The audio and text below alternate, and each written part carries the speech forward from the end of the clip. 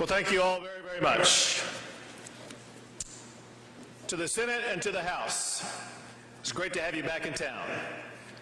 To the members of the judiciary where I once served, it's great to see you also. To our fellow statewide elected officials, and to the people of the great state of Texas.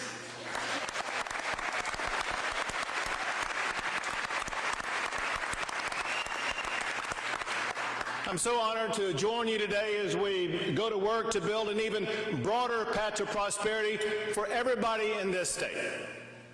And as has already been articulated, I am especially proud to have by my side the fabulous First Lady, the first Hispanic First Lady in the history of the state of Texas, Cecilia Abbott.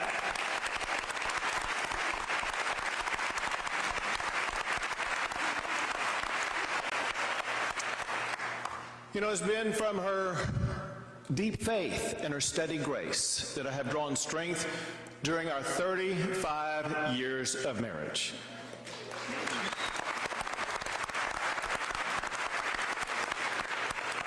Well, also by my side are two strong leaders who are working to build an even brighter future for the state of Texas, Lieutenant Governor Patrick and Speaker Strauss.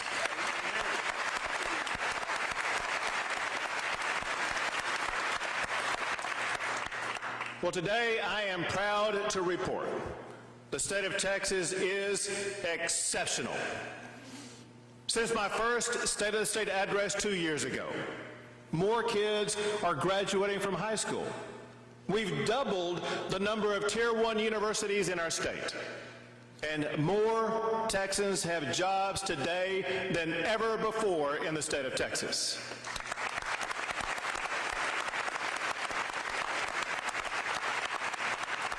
Now, sure, we had a downturn in the oil patch comptroller, like we do almost every decade.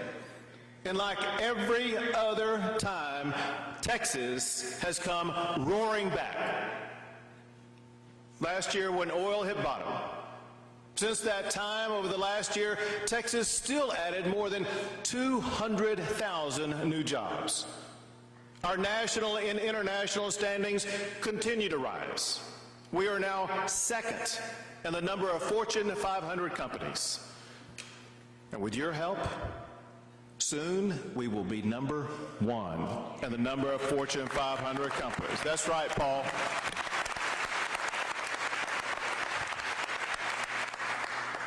And as Comptroller Hager noted for us earlier, if Texas were its own country, we would now be the 10th largest economy in the entire world.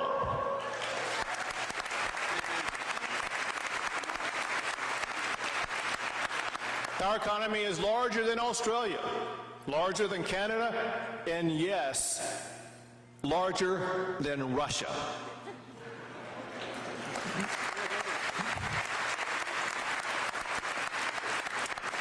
But listen, we all know here in Texas, we're about far more than just the numbers. We're about our people. People like Tiffany Tremont. Tiffany served our country in the United States Air Force.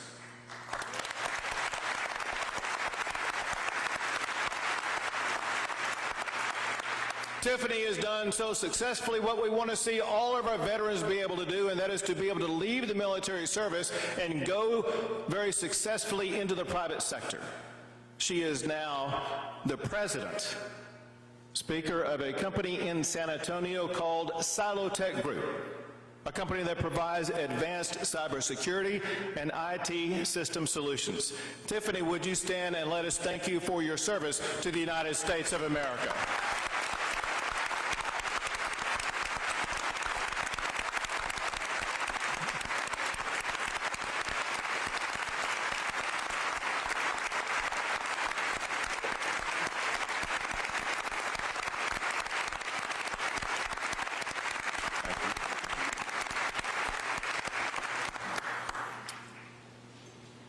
But I want to thank Tiffany for something else. She is among the growing number of women who own their own business. Texas now ranks number 2 in the nation in women-owned business. But our goal is to make Texas number one.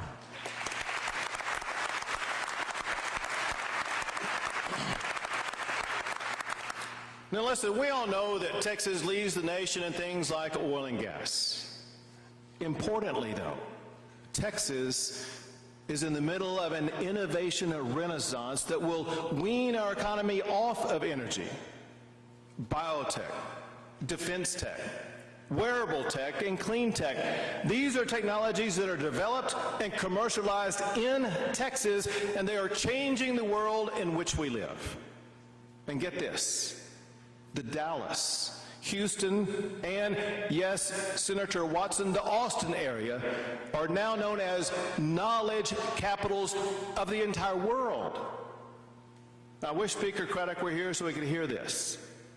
Midland, Texas, now beats the San Francisco area in the percentage of jobs created by startups. And we will continue to cultivate the generation of entrepreneurs and innovators that will continue to spur that type of job growth. For example, I am so proud to say that Texas now has more public high schools ranked in the top 100 than any other state in America.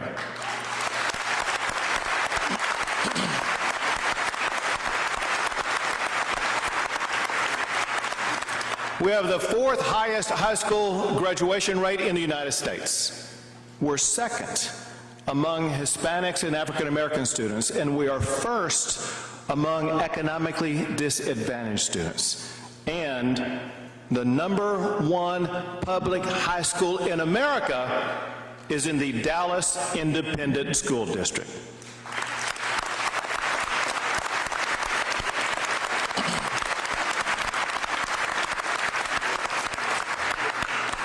Now, some of these successes build upon the work that we did last session. By every measure, last session was a tremendous success. In addition to improving early education and higher education, we also provided a record amount of badly needed funding to unclog our crowded roads. We delivered the most robust border security effort of any state ever.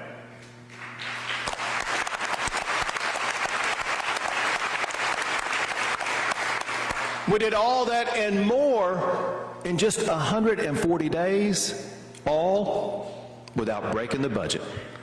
In fact,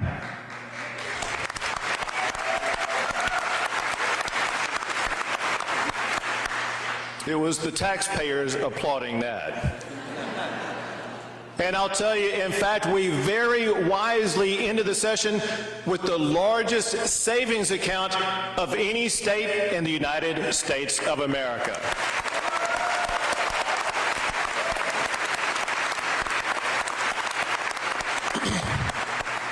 Well, this session we have new challenges to solve as well as old challenges that need new solutions. The primary goal of government is to keep our citizens safe and secure. That goal is even more important when it comes to our children. Over the course of the next few months, you all are going to cast thousands of votes. Few of those votes will involve life or death issues. Your vote on CPS is one of them. Last year, more than 100 children died in the child protective system. You can vote to end that. We can reform the system so that no more children die in it.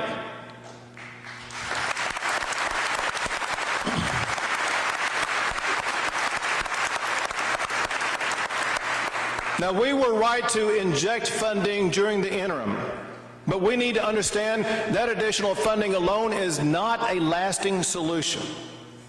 We need more workers, better training, smarter strategies, and real accountability in order to safeguard our children. But improving child safety in CPS, we must remember that we must remain vigilant in the protection of parental rights.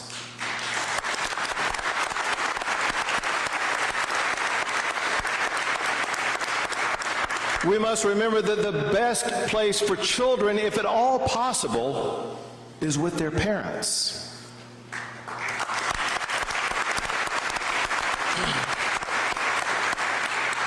We need to develop a network of nurture.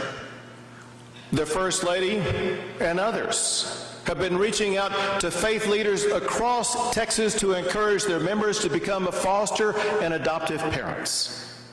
What we need to do is we need to develop a legion of families in every single county or across our entire state who can open their homes and open their hearts to fostering our vulnerable children. When done right, foster care yields tremendous results. For example, despite growing up in state protective care, Kenesha and Elisa Buckner never let their struggles hinder them. Instead, the sisters thrived, overcoming many obstacles and becoming successful adults, dedicated to raising awareness for children in the foster care system. They are with us today, and I am proud to say they are now both college graduates.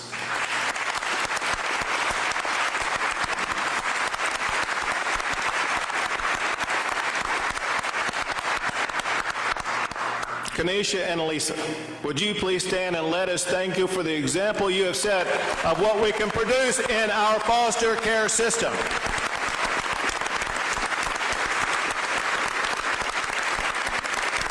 Thank you. Very proud of you.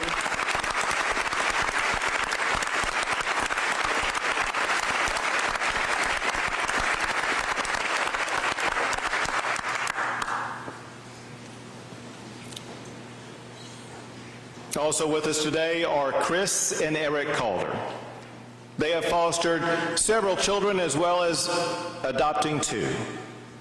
Chris says, and I quote, "This isn't a sit back and let other people do the work. We all have to be accountable here." Chris and Eric, they're with us today. Would you please stand and let us thank you for your service as foster care parents? And I want you to know, Texas is better because of parents like you.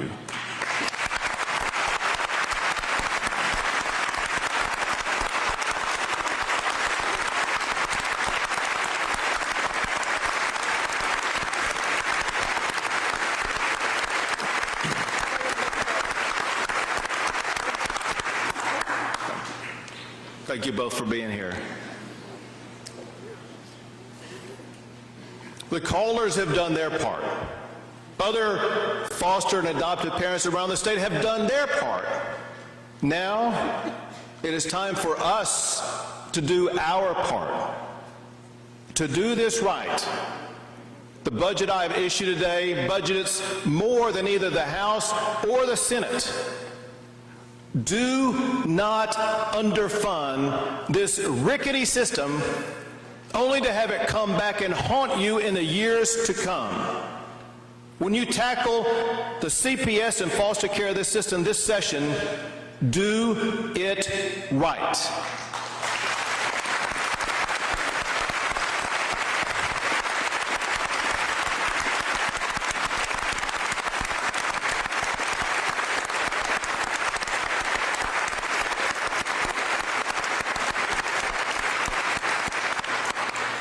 If ever we have an emergency item in Texas, this is it. And I am declaring CPS reform my first emergency item in the Texas this legislative session.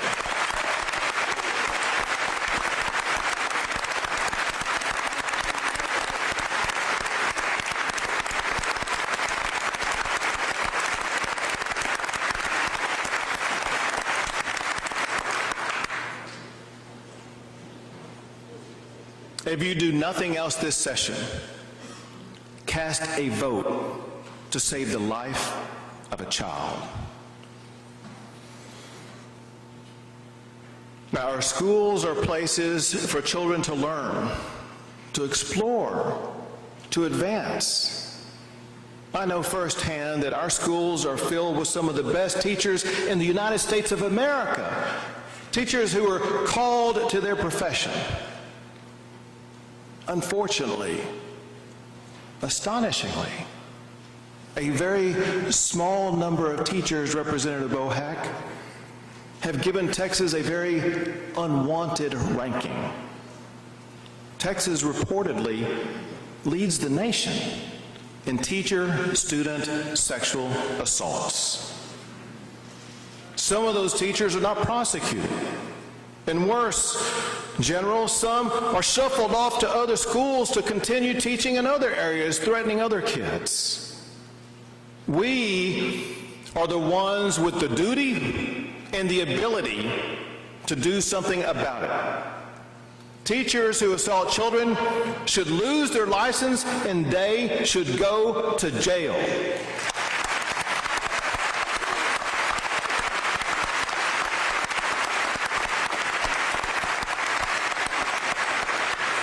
Cindy, I want legislation that puts real consequences for those teachers. And we must also penalize the administrators who turn a blind eye to such abuse and pass these teachers along to other schools.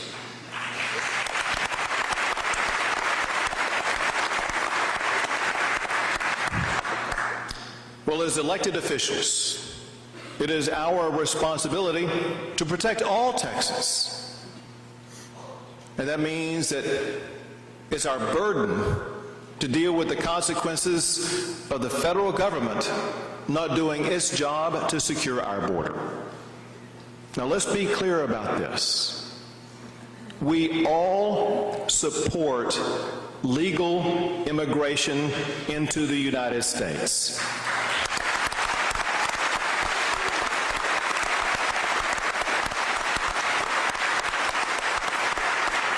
Legal immigration is what has built the United States of America.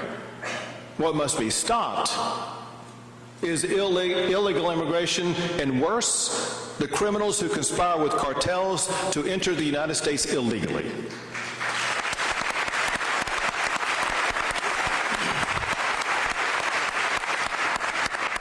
Now, Texas can't change federal immigration laws. What Texas can do is to enforce existing law. There are consequences, deadly consequences, to not enforcing the law.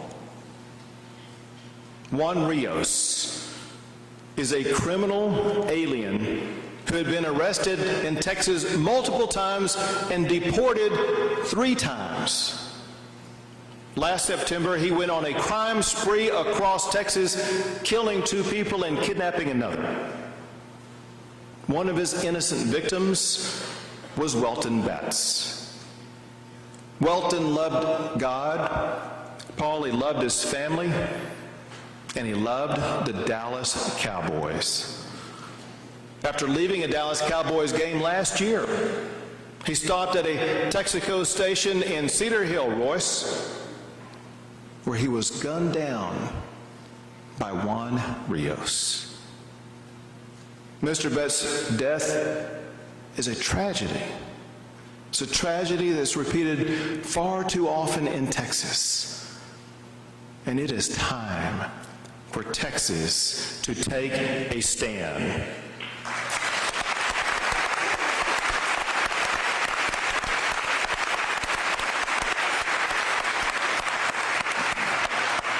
Some law enforcement officials in Texas are openly refusing to enforce existing law. That is unacceptable.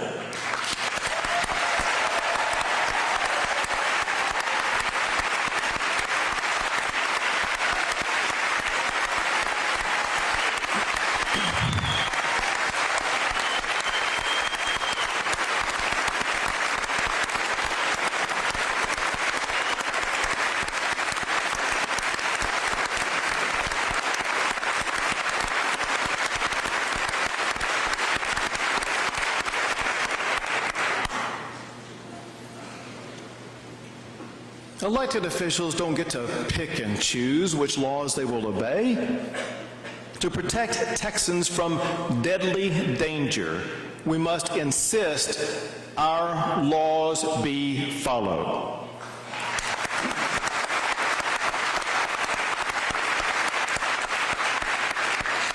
Senator Perry, this is the session when we will ban sanctuary cities in Texas.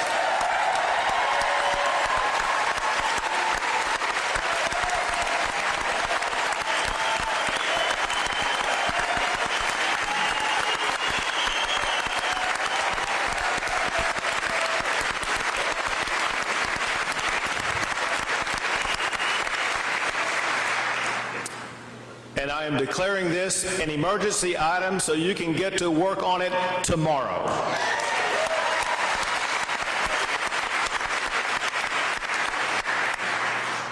At the same time, we must continue our efforts to help secure the border.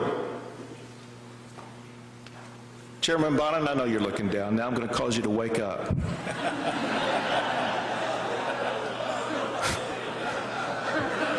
You just thought that seat over there was handy. I can see all the way over there. You playing backgammon on that?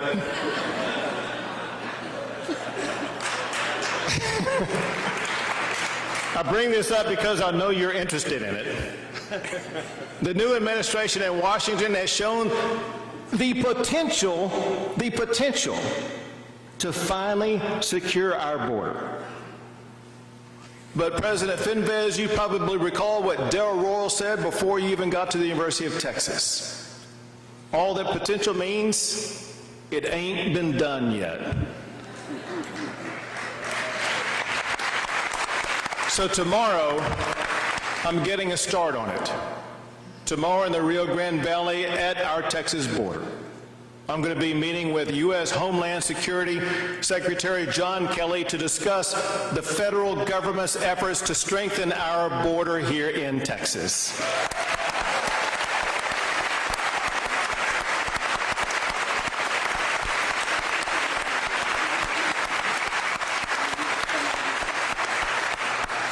Chairman Hunter, while the federal government is ramping up, Texas will not retreat. My budget continues the investment made last session, including funding for our DPS officers as well as the National Guard. Texas will not flinch in our resolve to keep Texans secure.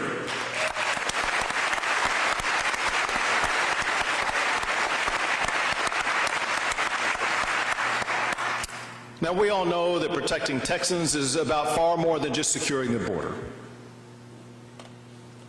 I want to thank our law enforcement officers across the state who are on the front lines of keeping our communities safe.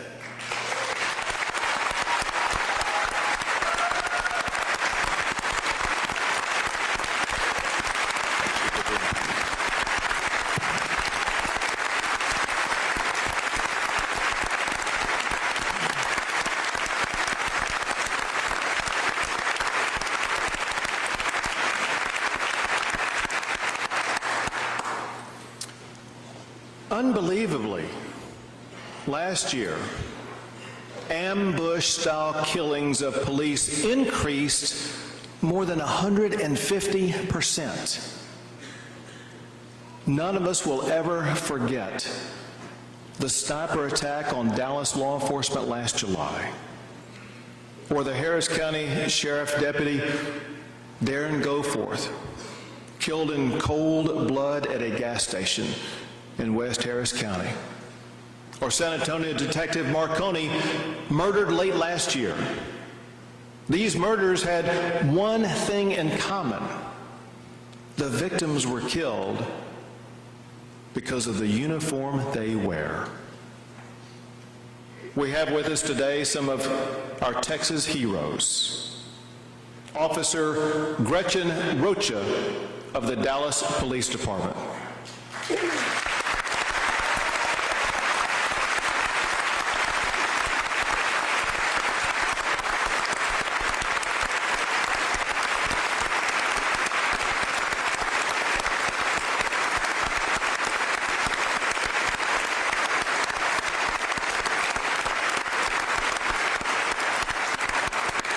and Officer Lee Cannon of the Dart Police Department.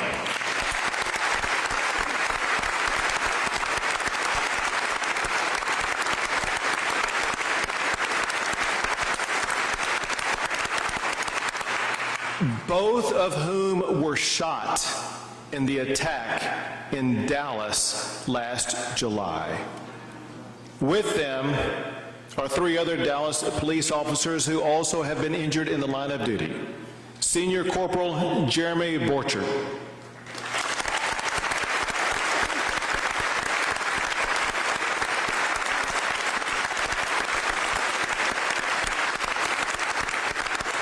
Senior Corporal Richard Witt,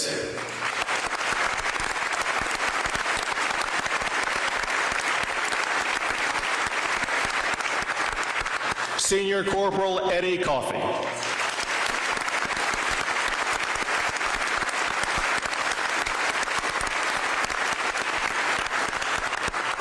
on behalf of the people of this great state, I want to express to you the eternal gratitude the people of Texas have for you and your service. Once again, let's give them all a big round of applause for keeping our community safe.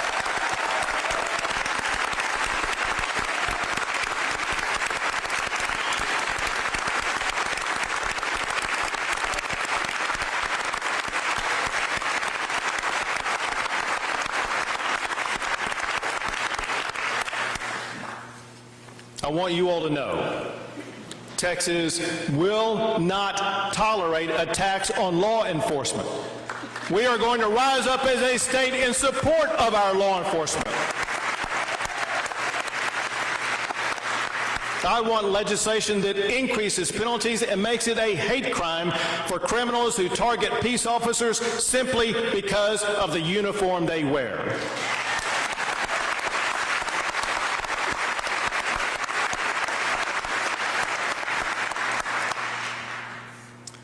Now, protecting Texans also means protecting the most vulnerable, the unborn.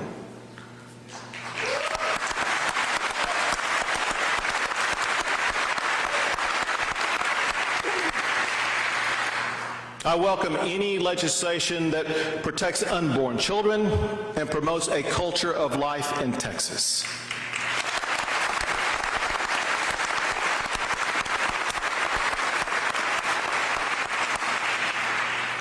We are joined at this ceremony today by Cardinal Daniel DiNardo. He is the President of the United States Conference of Catholic Bishops.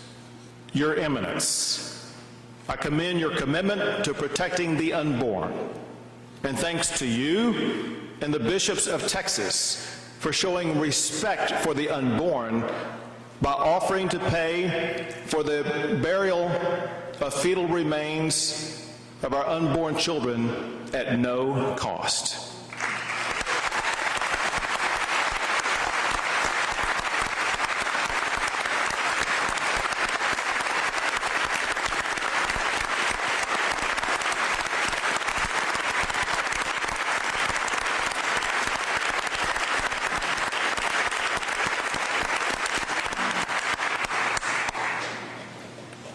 It demonstrates both the dignity and the reverence that every child's life deserves.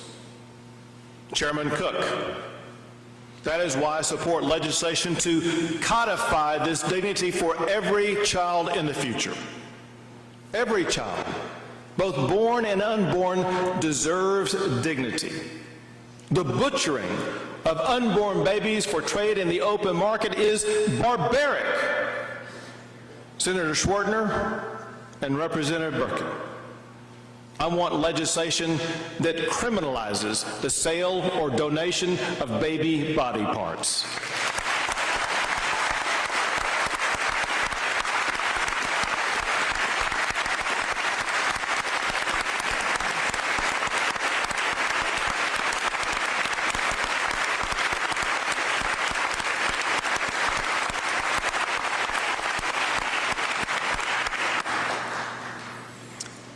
Now, we must also do more to help the children that mothers bring into this world. That's why I'm committed to advancing adoption services. and developing programs to support the mothers who embrace the blessing of a child's life.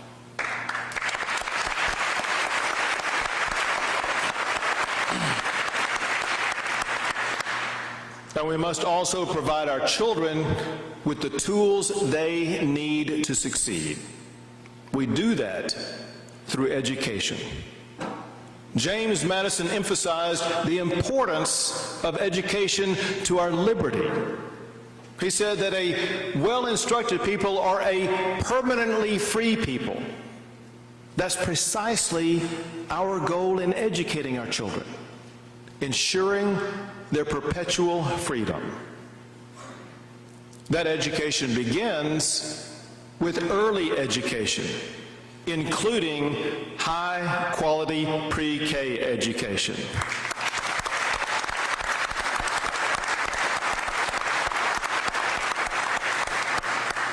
Now, don't take my word for the importance of this. 80%, that is 80%, of all voters agree Texas should fund optional, high-quality pre-education for the students in Texas.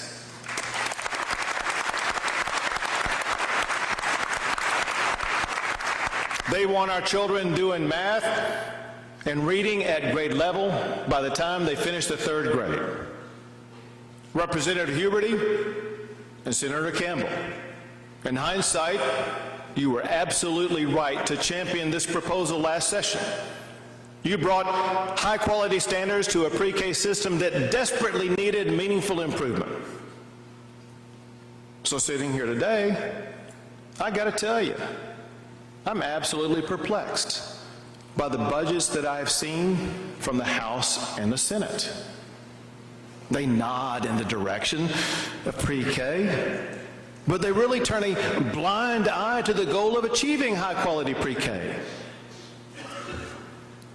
Do your constituents know that each session you vote to spend about $1.5 billion in unaccountable pre-K? The purpose of high-quality pre-K is to set high standards, evaluate them, and eliminate what doesn't work. It's to ensure the pre-K works rather than wastes taxpayer money. If you're going to do this, do it right, or don't do it at all.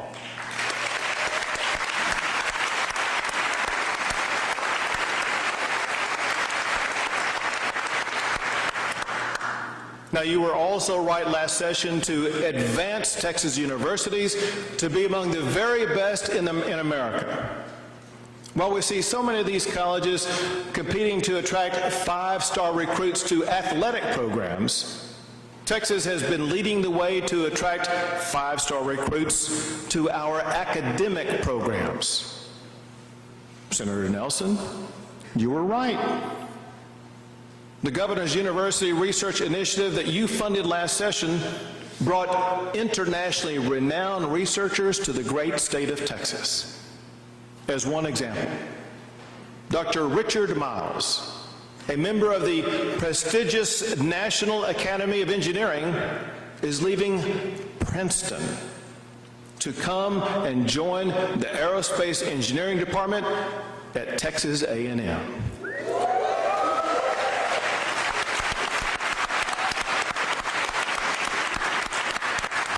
But hey, who wouldn't want to escape New Jersey and go to College Station?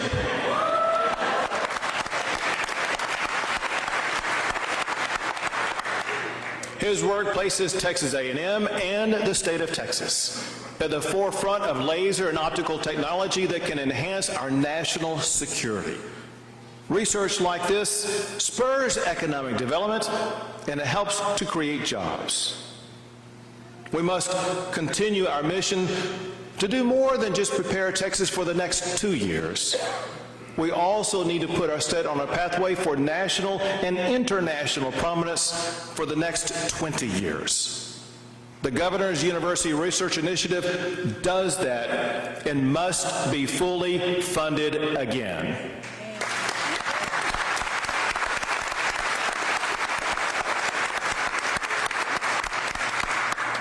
And we must do more to help our public schools educate our children.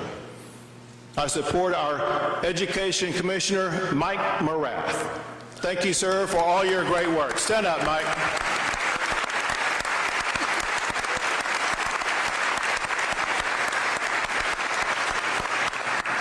He's doing so much, I can't list them all, but one thing that you're doing is making our schools more connected to the internet than ever before. He's developing math innovation zones to improve student performance. He's deploying reading and math academies that make our teachers even better. We're also working to address the growing demands that we see on our charter schools. They do a great job, and they deserve to be funded. Our goal is to give teachers the tools and resources they need to help our students succeed. But we must realize we're living in the 21st century while insisting on an education architecture that was built for the 1800s. Both the House and the Senate are right to tackle the vexing issue of school finance now rather than putting it off. I agree, Senator Nelson, it is time to construct an entirely new system with a sense of urgency. We must create better ways to fund education. But school finance isn't about financing schools, nor is it about lining the pockets of the lawyers and the lobbyists who try to capitalize off the backs of our students.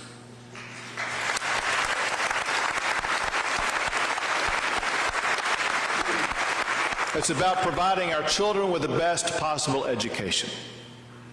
Now, we can try to flood money to every school in the state in an attempt to meet the needs of every single student. Or we could more efficiently empower parents to choose the school that best fits their child's needs.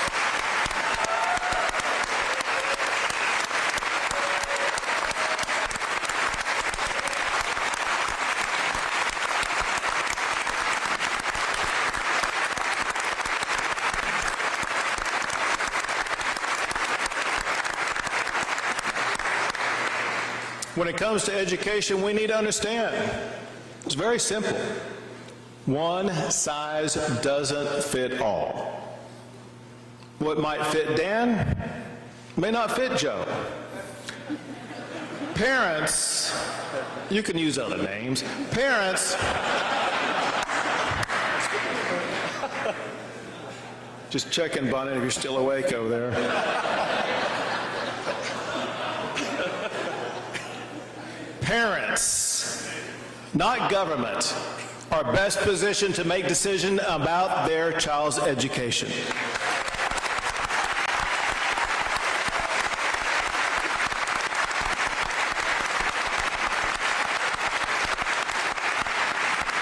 Parents should be able to choose a school that is right for their child.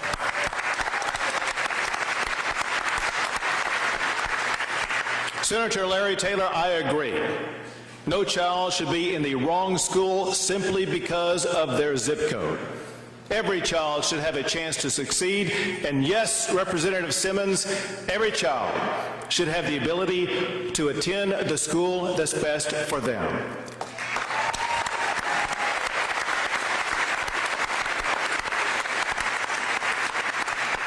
Now, it's not like we're being in the vanguard here. 30 states already have school choice. Let's make Texas the 31st.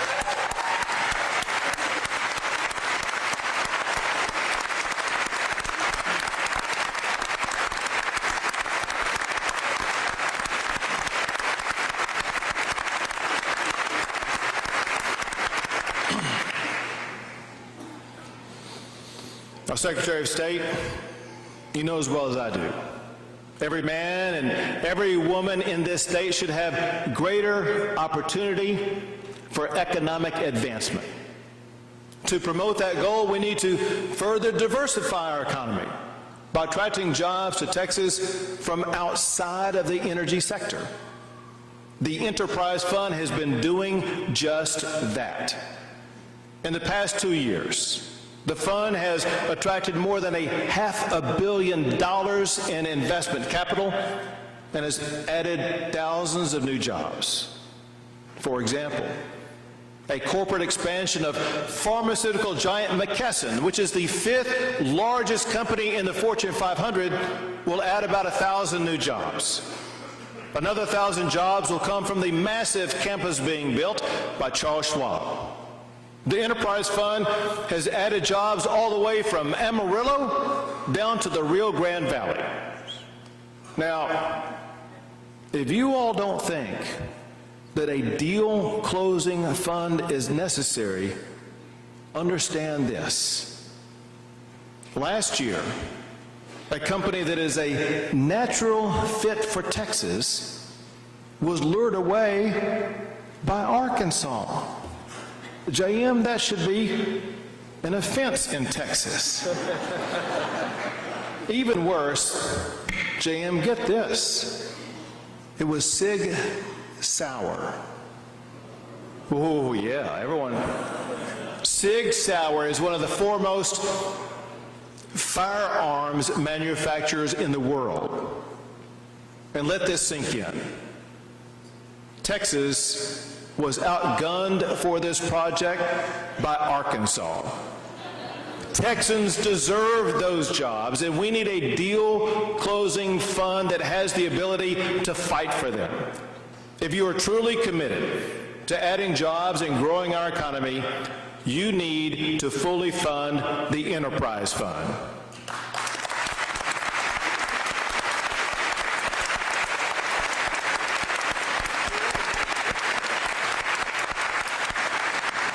Now, one reason why Texas attracts so many jobs is because of the strides that we have made on tort reform. But our work is not yet done. Hailstorm litigation is the newest form of lawsuit abuse. To reduce the economic havoc, I want legislation on my desk that limits abusive hailstorm litigation.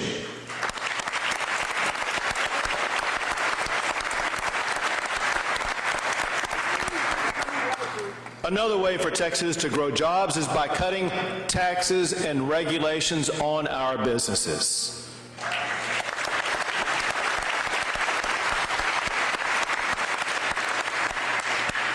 You all remember that Ben Franklin said that the only two certainties in life are death and taxes. Well, as far as I'm concerned, the only good tax is a dead tax.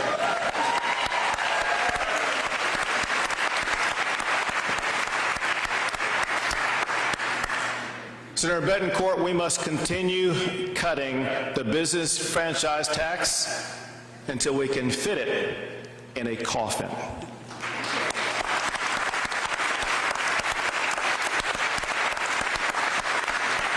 And speaking of taxes, we all know that our fellow Texans are being crushed by rising property taxes.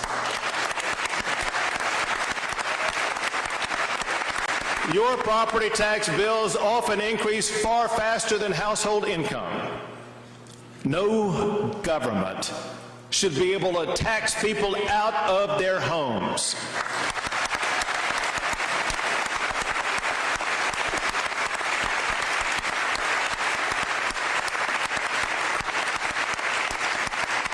No government should be able to disregard the private property rights of its citizens. Texas should not stand for this. We have to remember, property owners are not renting their land from the city. That is why we need property tax reform that prevents cities from raising property taxes without first getting voter approval.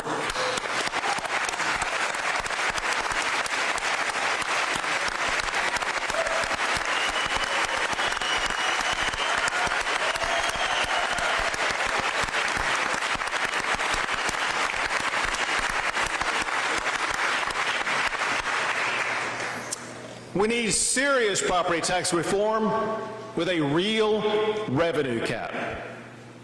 And Senator Betancourt, you are on the right track. Thank you for your leadership in this effort.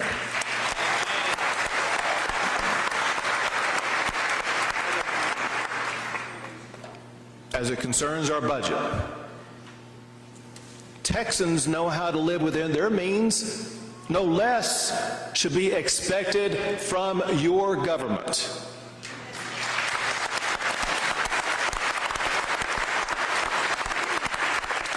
Just as families have to balance needs versus wants, so must we.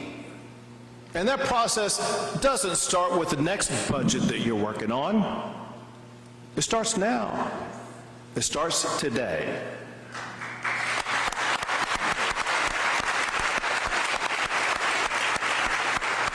We must cut spending in our current biennium to ensure that we live within our budget.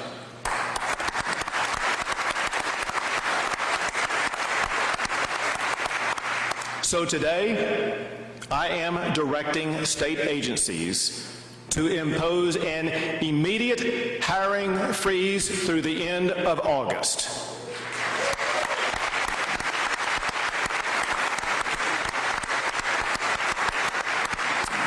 This should free up about $200 million in our current budget. And as you're working on the next biennium, I am confident that we are going to be able to balance the budget without looting the rainy day fund.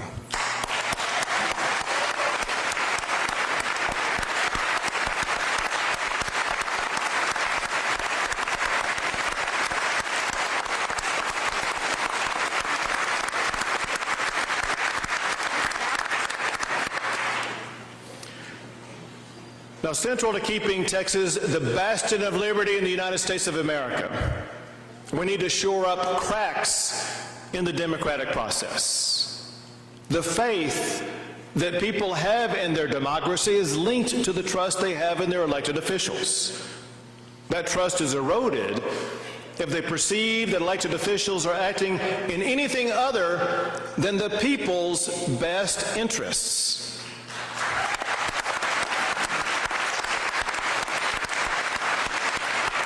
It is time to let Texans know if elected officials have government contracts paid for by the taxpayers.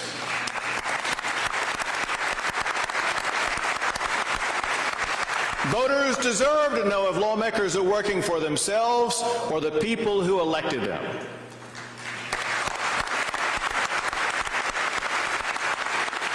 And I want to thank Representative Guerin as well as Senator Van Taylor for approaching this effort in ways to avoid the pitfalls that led to the demise of ethics reform last session. And I'm once again declaring ethics reform to be an emergency item this session. There you are.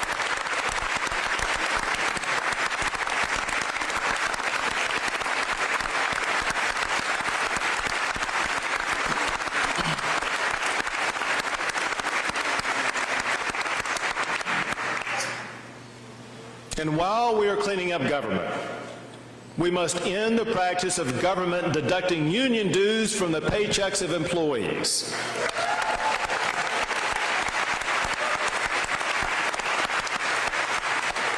Taxpayer money shouldn't be used to support the collection of union dues.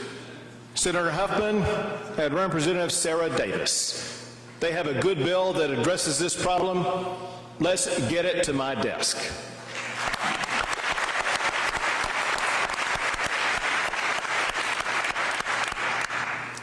Robin Lennon, you know as well as I do, for decades now, the federal government has grown out of control. It has increasingly abandoned the Constitution. It has stiff-armed the states and ignored its very own citizens. Now, this isn't a problem caused by just one president, and it's not a problem that can be solved by one president. It must be fixed by the people themselves.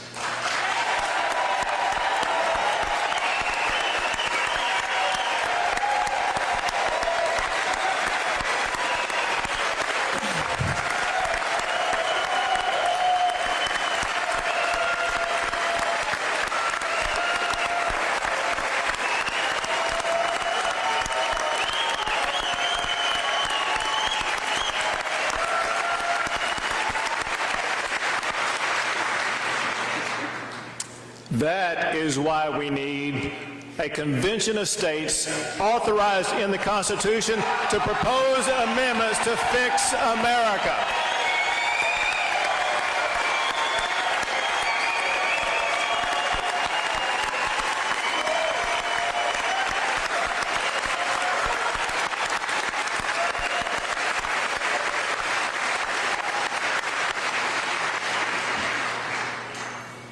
Now, Representative Miller, you know my support for this. I wrote a book on it. But more importantly, there are literally hundreds of thousands of Texans who are motivated by this.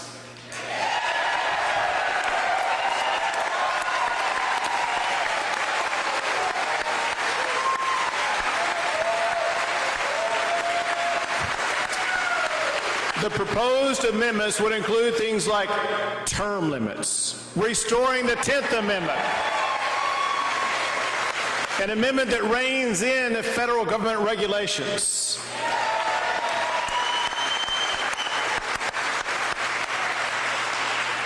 and yes, Representative Workman, it includes a balanced budget amendment.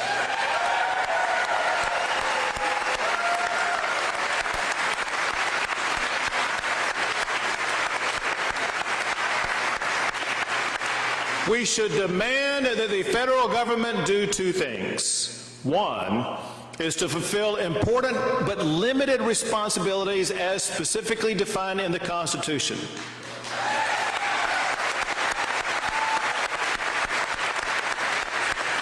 And two, on everything else, leave us alone and let Texans govern Texas.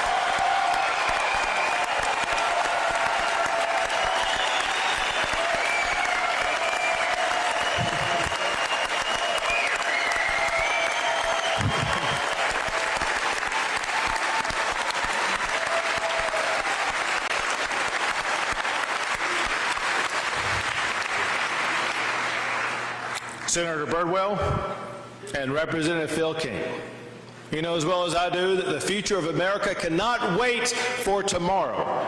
So I am declaring this an emergency item today.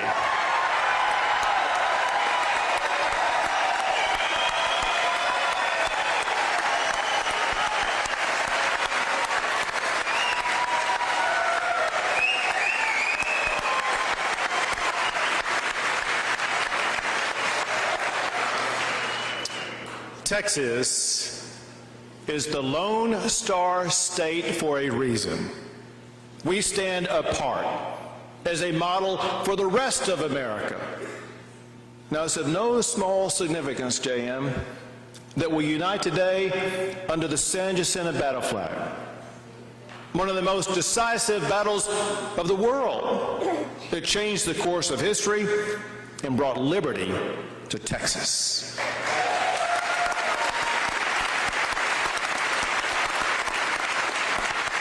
It is our privilege and our duty to preserve that cause of liberty.